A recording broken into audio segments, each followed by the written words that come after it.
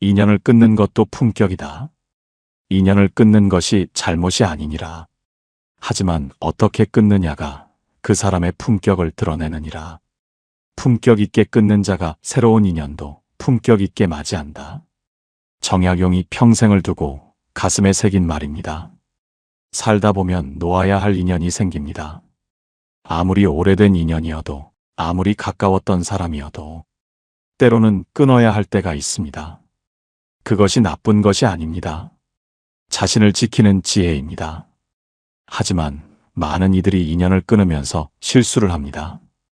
화가 난 자리에서 감정적으로 끊거나 이유를 설명하려 하거나 상대를 나쁜 사람으로 만들거나 미련을 드러내거나 그 실수들이 끊는 과정에서 자신을 더 깊이 상처 입힙니다.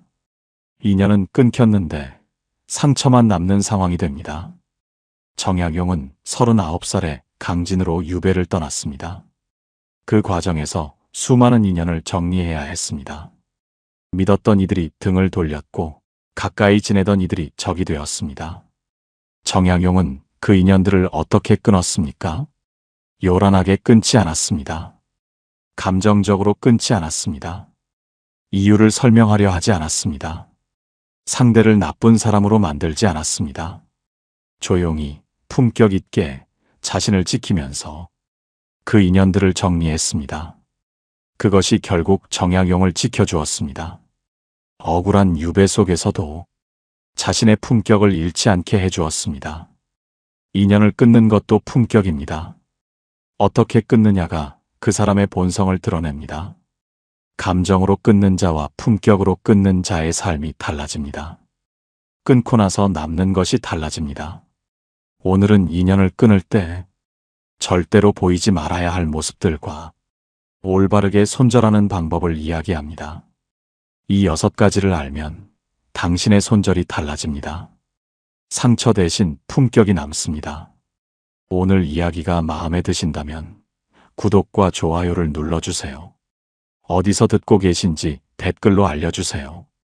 여러분이 계신 곳에 정약용의 지혜가 함께하겠습니다. 이제 첫 번째 이야기부터 시작하겠습니다. 감정이 격렬할 때 하는 결정은 감정이 하는 것이지 당신이 하는 것이 아니니라. 감정이 가라앉은 뒤에 결정해도 늦지 않느니라. 화가 날 때 끊는 인연은 화가 식으면 다시 이어지려 한다. 그것이 가장 힘든 관계를 만드느니라. 정약용이 배신당하던 날 가장 깊이 새긴 말입니다. 조정에서 정약용을 향한 칼이 날아왔습니다. 믿었던 이들이 그 칼을 쥐고 있었습니다. 아꼈던 이들이 그 칼을 함께 들었습니다. 억울했습니다. 분했습니다. 그 자리에서 모든 것을 끊어버리고 싶었습니다. 소리치고 싶었습니다. 따지고 싶었습니다. 당신들이 어떻게 나에게 이럴 수 있느냐고. 그 감정이 자연스럽습니다. 당연한 감정입니다. 하지만 정약용은 그러지 않았습니다. 그 감정을 안으로 사귀며 기다렸습니다. 감정이 가라앉기를 기다렸습니다. 불이 꺼지기를 기다렸습니다. 그런 다음 관계를 정리했습니다. 가장 많은 이들이 하는 실수가 있습니다.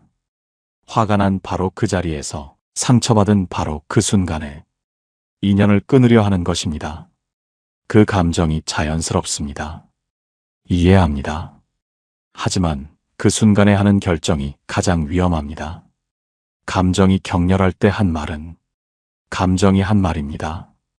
자신이 한 말이 아닙니다.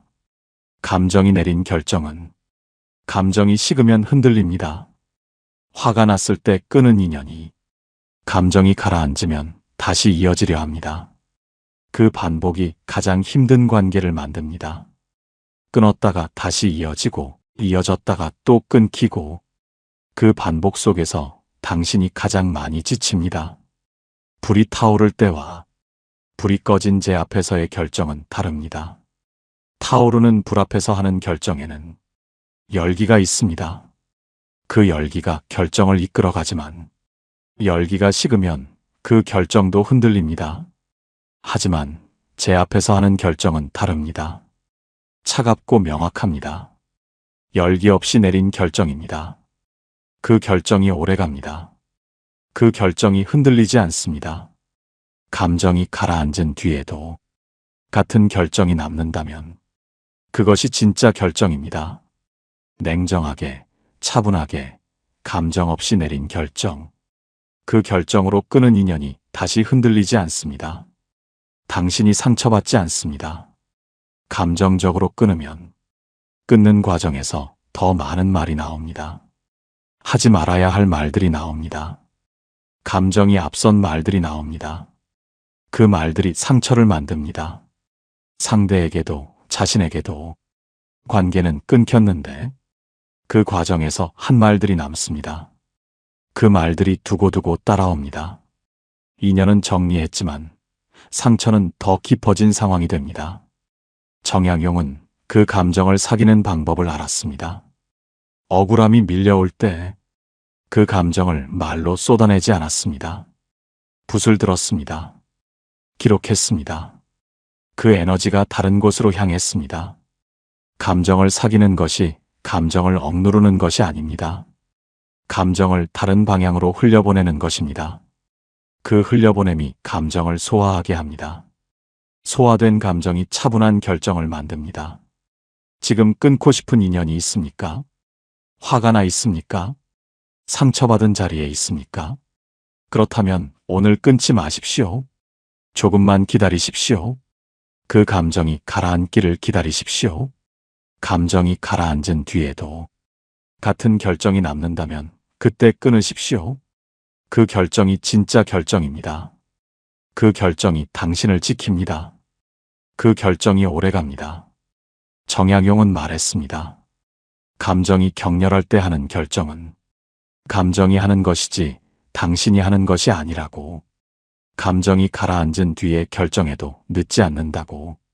화가 날 때 끊는 인연은 화가 식으면 다시 이어지려 한다고. 그것이 가장 힘든 관계를 만든다고 했습니다. 인연을 끊을 때 이유를 설명하려 하지 말라. 설명이 길어질수록 그 인연을 끊기가 더 어려워지느니라. 말없이 물러서는 것이 때로는 가장 분명한 말이니라. 정약용이 관계를 정리하면서 가장 먼저 지킨 원칙이었습니다. 정약용을 배신한 이들이 있었습니다. 그들에게 따지고 싶었습니다. 왜 그랬는지 묻고 싶었습니다. 자신이 왜 그 관계를 끊을 수밖에 없는지 설명하고 싶었습니다. 하지만 정약용은 그러지 않았습니다. 긴 해명도 없었습니다. 긴 이유도 없었습니다. 조용히 물러섰습니다. 그 물러섬이 말보다 더 분명한 메시지였습니다. 인연을 끊으면서 이유를 설명하려 하는 것은 자연스러운 충동입니다. 상대가 이해해야 한다고 생각합니다.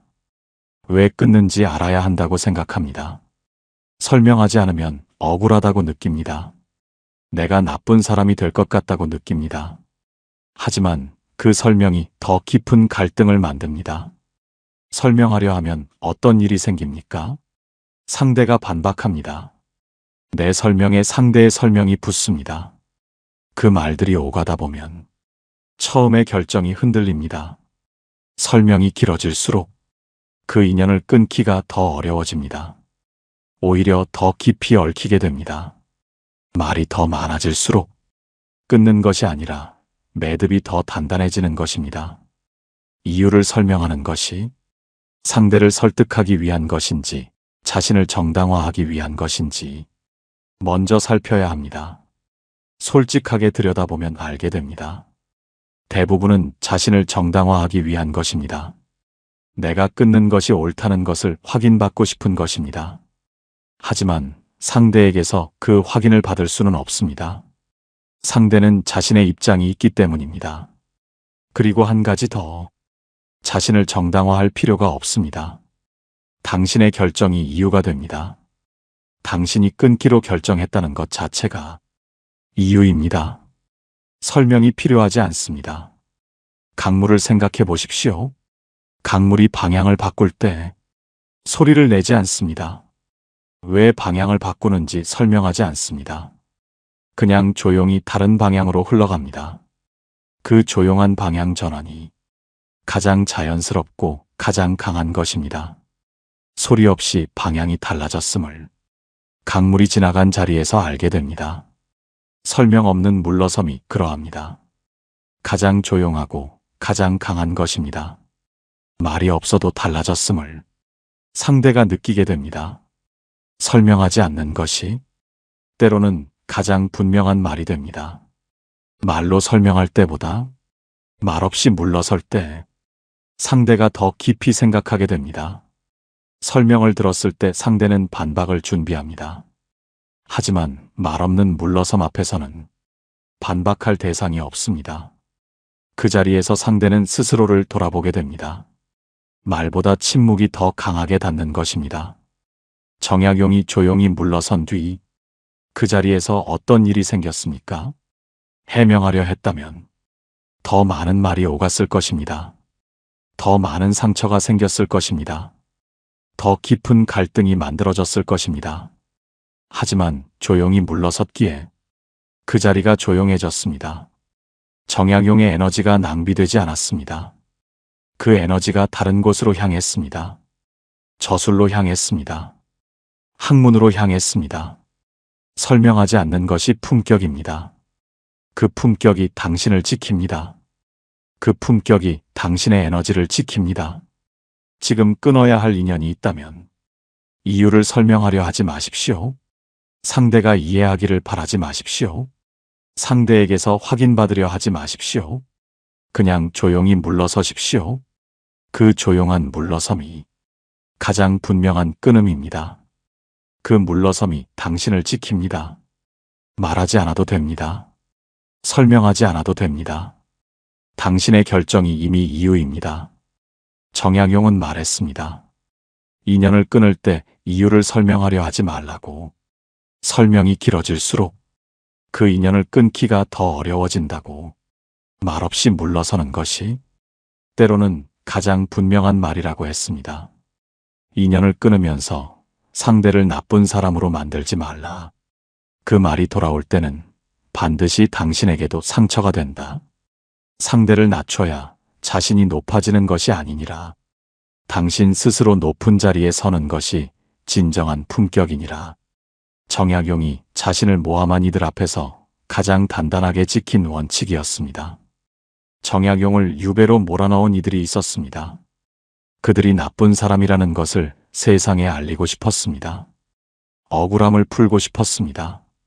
자신이 왜 이런 처지가 되었는지 사람들이 알아주기를 바랐습니다.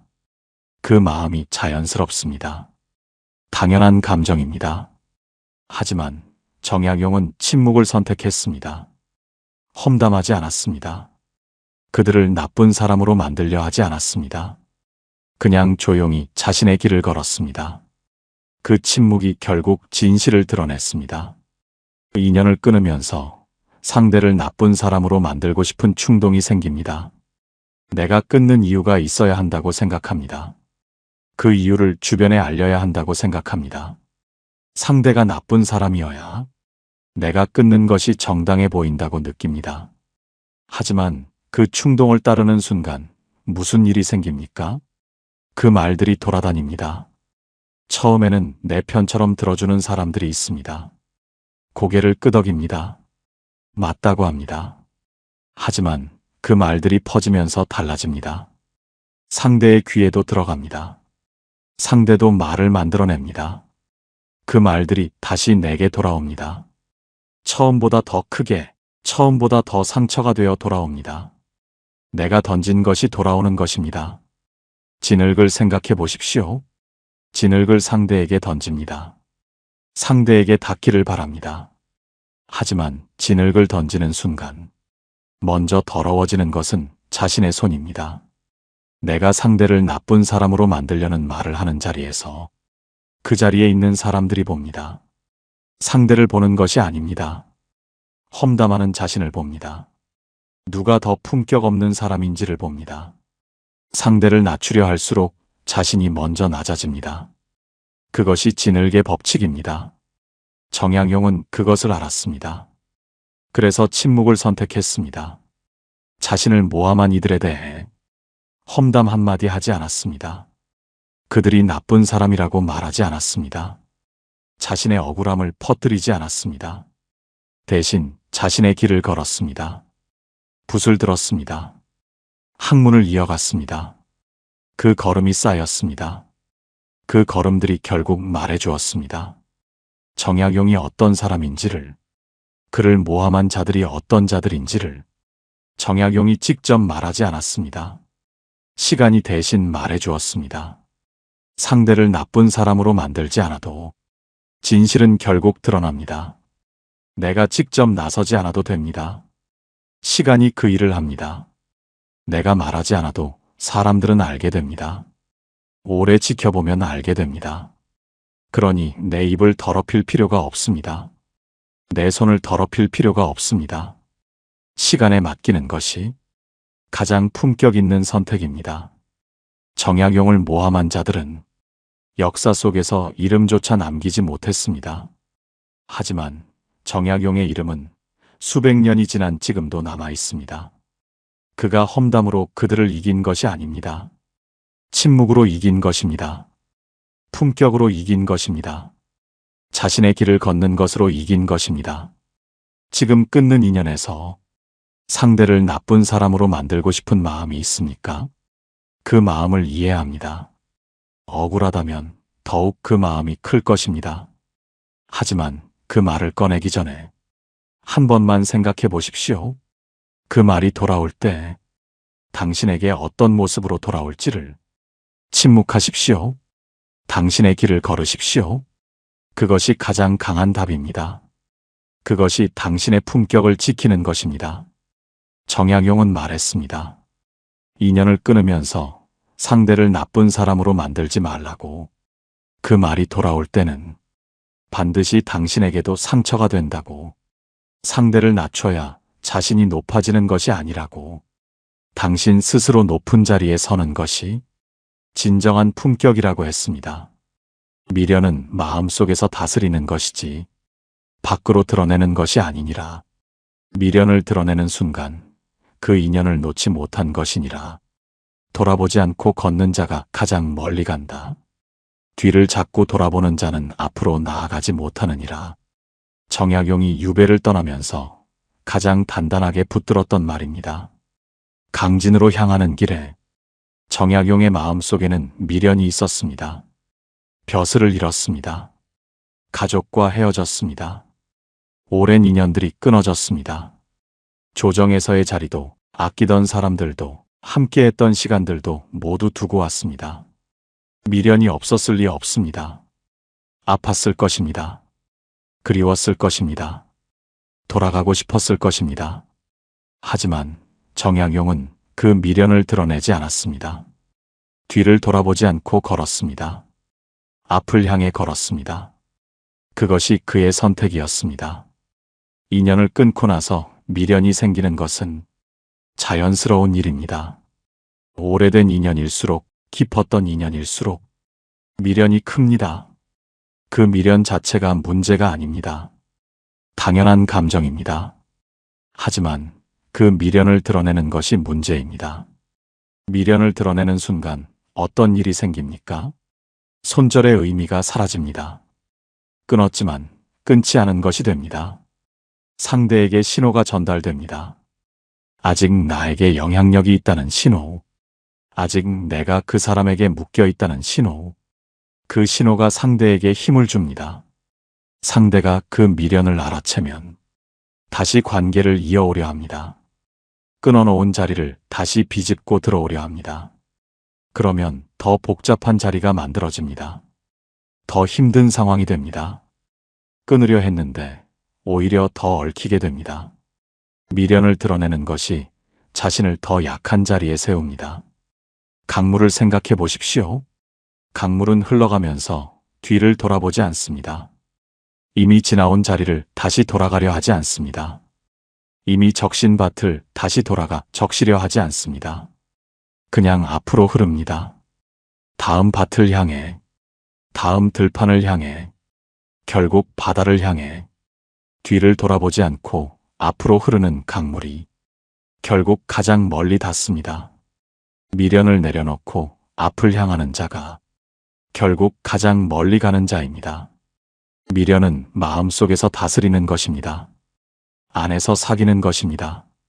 그 과정이 고통스럽더라도 밖으로 드러내지 않아야 합니다. 밖으로 드러내는 순간 그 미련이 더 커집니다. 드러낼수록 더 깊이 얽매입니다.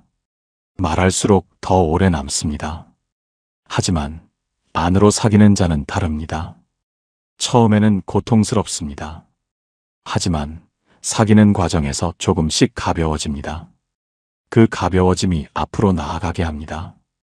미련을 사귀는 것이 미련을 없애는 것이 아닙니다. 미련을 이기는 것입니다. 정약용이 유배의 긴 세월 동안 두고 온 것들을 그리워하는 대신 새로운 것들을 만들어 갔습니다. 두고 온 자리를 바라보는 대신 앞에 있는 자리를 채웠습니다.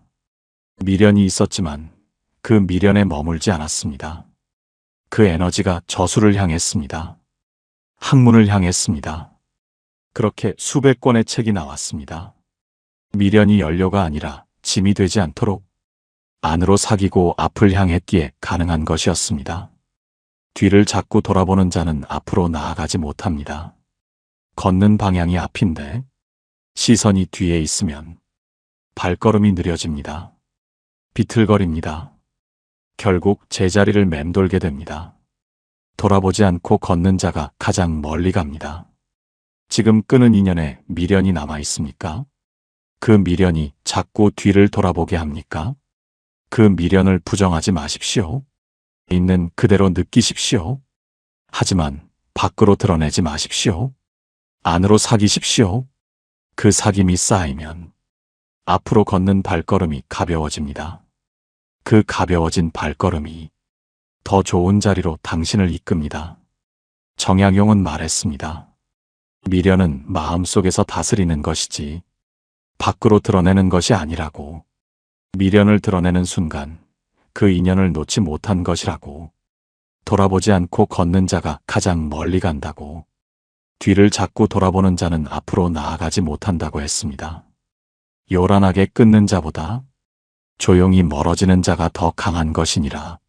소리 없이 멀어지는 것이 가장 분명한 끊음이니라. 깊은 강은 소리 없이 흐른다. 조용히 흐르는 것이 가장 깊고 가장 강한 것이니라.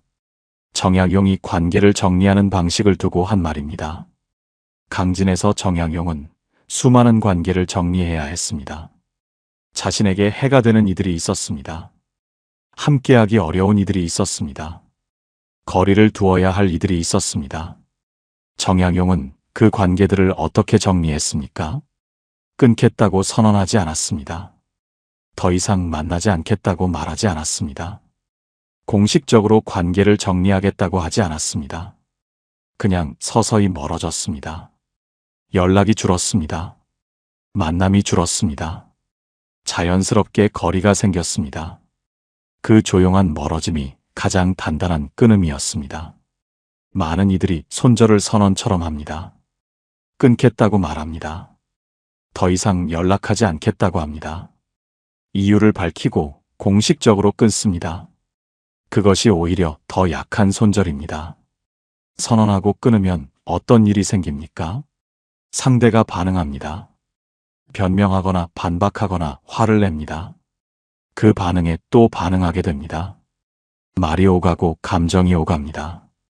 끊었는데 더 얽히게 됩니다. 선언이 오히려 관계를 더 오래 이어지게 만듭니다. 요란하게 끊는 것은 아직 그 관계에 에너지를 쏟고 있다는 것을 드러냅니다. 아직 그 관계가 자신에게 영향을 미치고 있다는 것을 드러냅니다. 하지만 조용히 멀어지는 자는 다릅니다. 더 이상 그 관계에 에너지를 쓰지 않는다는 것을 보여줍니다. 그 에너지를 자신에게 돌렸다는 것을 보여줍니다. 그것이 가장 강한 것입니다. 깊은 강을 생각해 보십시오. 얕은 개울은 돌멩이 하나에도 소리를 냅니다. 물이 튀고 소리가 나고 주변이 소란해집니다. 하지만 깊은 강은 다릅니다. 어떤 바위를 만나도 소리 없이 돌아갑니다. 부딪히지 않습니다. 소리를 내지 않습니다. 조용히 묵묵히 흐릅니다. 그 조용한 흐름 속에 강의 깊이가 있습니다. 요란하지 않기 때문에 더 깊어 보입니다. 소리 없이 흐르기 때문에 더 강해 보입니다. 조용한 손절이 꼭 그러합니다.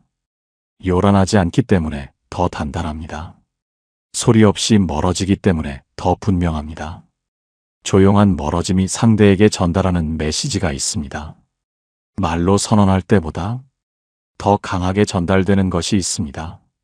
말로 끊겠다 하면 상대가 반박할 여지가 생깁니다. 말에 말이 붙습니다. 하지만 조용히 멀어지면 반박할 대상이 없습니다. 상대가 느끼게 됩니다.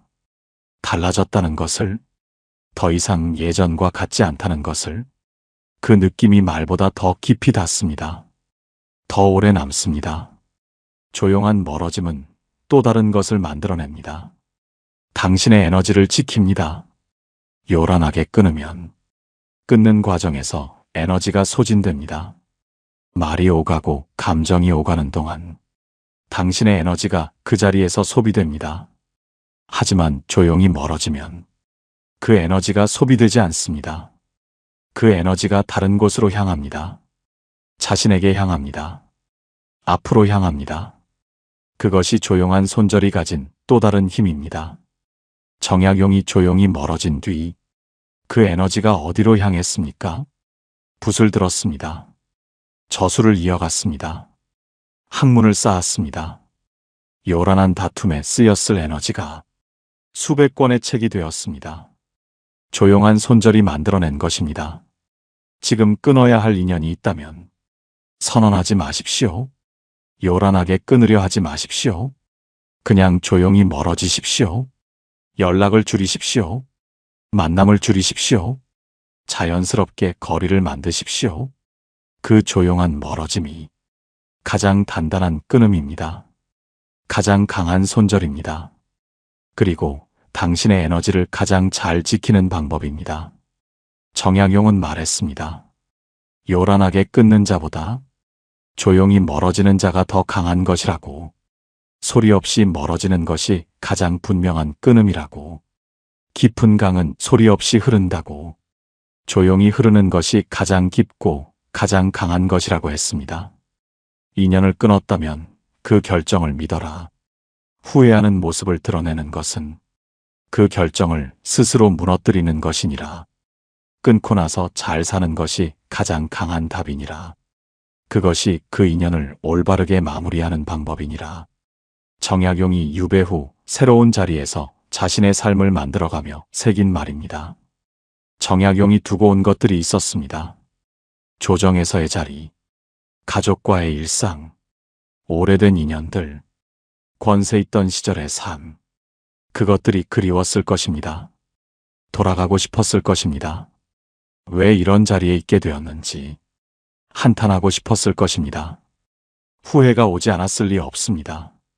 하지만 정약용은 그 후회를 드러내지 않았습니다. 두고 온 자리를 향해 손을 뻗지 않았습니다. 잃어버린 것들을 한탄하지 않았습니다. 새로운 자리에서 새로운 것들을 만들어 갔습니다. 그것이 정약용의 선택이었습니다. 인연을 끊고 나서 후회가 오는 것은 자연스러운 일입니다. 끊기로 결정했지만 막상 끊고 나면 다릅니다. 그 빈자리가 느껴집니다. 익숙했던 것이 없어진 어색함이 옵니다. 잘 끄는 것인지 의심이 옵니다. 그 후회와 의심이 자연스럽습니다. 그 감정 자체가 문제가 아닙니다. 하지만 그 모습을 밖으로 드러내는 것은 다른 문제입니다. 후회하는 모습을 드러내는 순간 어떤 일이 생깁니까? 끊었던 인연이 다시 살아납니다. 상대가 그 후회를 알아챕니다. 아직 영향력이 있다는 것을 알게 됩니다. 다시 관계를 이어오려 합니다. 끊었지만 끊지 않은 것이 됩니다. 더 복잡한 자리가 만들어집니다. 끊어야 했던 이유가 흐려집니다. 후회를 드러내는 것이 스스로 내린 결정을 무너뜨리는 것입니다. 그리고 또 하나, 후회하는 모습이 드러나는 순간 당신이 가장 약한 자리에 서게 됩니다. 끊는 과정에서 지켜온 품격이 후회를 드러내는 순간 함께 무너집니다. 감정적으로 끊지 않았고 이유를 설명하지 않았고, 상대를 나쁜 사람으로 만들지 않았고, 미련을 드러내지 않았는데, 마지막 이 자리에서 무너지면 그 모든 것이 흔들립니다. 끊고 나서 잘 사는 것이 가장 강한 답입니다. 후회하는 모습을 보이는 것이 아닙니다.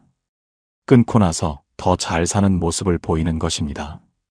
그것이 그 인연에 대한 가장 완전한 마무리입니다. 씨앗을 생각해 보십시오. 씨앗이 한 자리에서 싹을 틔웁니다. 처음에는 그 자리에서 자랍니다. 하지만 어느 시점이 되면 그 자리를 벗어납니다. 바람을 타고 물을 타고 새로운 자리로 날아갑니다. 그 새로운 자리에서 씨앗은 이전 자리로 돌아가려 하지 않습니다. 새 자리에 뿌리를 내립니다. 그 새 자리에서 자랍니다. 이전 자리로 돌아가지 않아도 새 자리에서 더 잘 자랍니다. 끊고 나서 새로운 자리에 뿌리를 내리는 것이 그러합니다. 이전 자리를 돌아보는 것이 아니라 새 자리에 집중하는 것입니다. 새 자리에서 잘 사는 것입니다. 정약용이 유배지에서 한 것이 바로 그것이었습니다. 두고 온 자리를 후회하는 대신 새로운 자리에서 새로운 뿌리를 내렸습니다. 강진이라는 자리에서 목민심서를 썼습니다. 경세유표를 썼습니다. 흠음신서를 썼습니다. 두고 온 조정의 자리보다 강진의 자리에서 만들어낸 것들이 결국 더 오래, 더 깊이 남았습니다. 끊고 나서 잘 사는 것이 그 인연을 가장 완전하게 마무리하는 것입니다. 후회하는 모습을 보이지 않는 것, 새 자리에서 잘 사는 것, 그것이 그 인연에 대한 가장 강한 답입니다. 그리고 그것이 스스로에 대한 가장 큰 존중입니다. 지금 끊은 인연에 대해 후회가 찾아오고 있습니까? 그 결정이 맞는 것인지 의심이 옵니까? 그 감정을 안으로 사귀십시오. 밖으로 드러내지 마십시오. 그리고 지금 있는 자리에서 잘 사십시오. 오늘 하루를 잘 사십시오. 그 오늘이 쌓이면 됩니다. 쌓인 날들이 당신을 증명합니다. 끊고 나서 잘 산 날들이 그 인연을 올바르게 마무리합니다. 정약용은 말했습니다. 인연을 끊었다면 그 결정을 믿으라고. 후회하는 모습을 드러내는 것은 그 결정을 스스로 무너뜨리는 것이라고. 끊고 나서 잘 사는 것이 가장 강한 답이라고. 그것이 그 인연을 올바르게 마무리하는 방법이라고 했습니다. 인연을 끊는 것도 품격이다. 품격 있게 끊는 자가 새로운 인연도 품격 있게 맞이하고 품격 있는 인연이 쌓여 품격 있는 삶이 된다.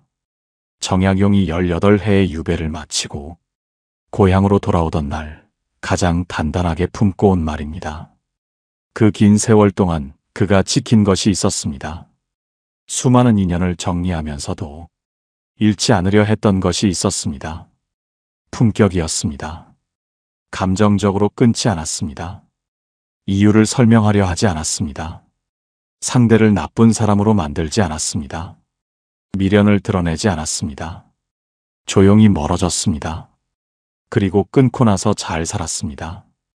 그 6가지가 정약용의 품격을 지켜주었습니다. 억울한 유배 속에서도 자신을 잃지 않게 해주었습니다. 오늘 이야기한 6가지를 돌아보십시오. 감정이 가라앉은 뒤에 끊는 것, 이유를 설명하지 않는 것, 상대를 나쁜 사람으로 만들지 않는 것, 미련을 안으로 사귀는 것, 조용히 멀어지는 것, 끊고 나서 잘 사는 것. 이것이 품격 있는 손절입니다. 상처 대신 품격이 남는 손절입니다. 끊는 것이 끝이 아닙니다. 잘못된 인연을 정리한 그 자리에 새로운 인연이 들어옵니다. 그 자리가 비어야 새 것이 옵니다. 그 비움이 새로운 시작을 만듭니다. 품격 있게 끊은 자리에 품격 있는 인연이 옵니다. 그 새로운 인연이 당신의 삶을 단단하게 합니다. 지금 끊어야 할 인연이 있다면 오늘 이야기한 6가지를 기억하십시오. 감정이 아닌 품격으로 끊으십시오. 그 품격이 당신을 지킵니다. 그 품격이 끊고 난 뒤에 당신을 세웁니다. 그 품격이 새로운 시작을 만듭니다. 겨울이 지나야 봄이 옵니다. 잘못된 인연을 정리하는 것이 겨울입니다. 하지만 그 겨울이 지나면 반드시 봄이 옵니다. 더 따뜻하고 더 단단한 봄이 옵니다. 정약용은 유배에서 돌아온 뒤 이렇게 말했습니다. 인연을 끊는 것도 품격이라고. 품격 있게 끊는 자가 새로운 인연도 품격 있게 맞이한다고. 품격 있는 인연이 쌓여 품격 있는 삶이 된다고. 잘못된 인연을 놓아주는 것은 배신이 아니라 자신을 지키는 지혜라고 했습니다. 당신의 손절이 품격이 되기를 바랍니다. 그 품격이 새로운 시작이 되기를 바랍니다. 끊는 것이 끝이 아니라 더 좋은 것의 시작이 되기를 바랍니다. 오늘 이야기가 당신의 마음에 작은 울림이라도 전해졌다면 정말 감사합니다. 구독 버튼을 눌러주시고 좋아요로 마음을 나눠주세요. 알림 설정까지 해주시면 더욱 좋겠습니다. 어디서 듣고 계신지 댓글로 알려주세요. 여러분이 계신 곳에 정약용의 지혜가 함께하겠습니다.